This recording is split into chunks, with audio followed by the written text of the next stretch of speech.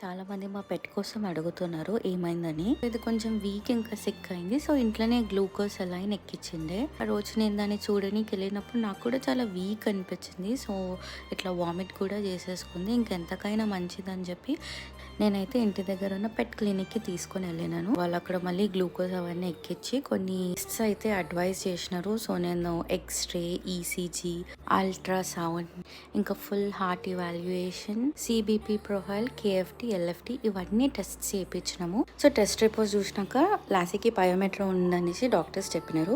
So surgery అయితే advise చేసినారు. లేకపోతే ఆ పస్ అంతా కూడా ఆ కడుపులోనే ఫామ్ అయి బర్స్ట్ అవుతుండొచ్చు అని చెప్పినారు. ఇంకా మేము సర్జరీకి ప్రిపేర్ అయ్యి హాస్పిటల్కి అయితే రీచ్ అయినాం. ఇంకా లాసిక్ ఆక్సిజన్ అవన్నీ పెట్టి అయితే ఓటీకి షిఫ్ట్ చేసినారు ఆ రోజు. సో సర్జరీలో బయోమెట్రా సిస్సే కాకుండా ట్యూమర్ కూడా డిటెక్ట్ అయింది. వాటన్నిటిని by the grace of God clear చేసేసినారు. She was back home.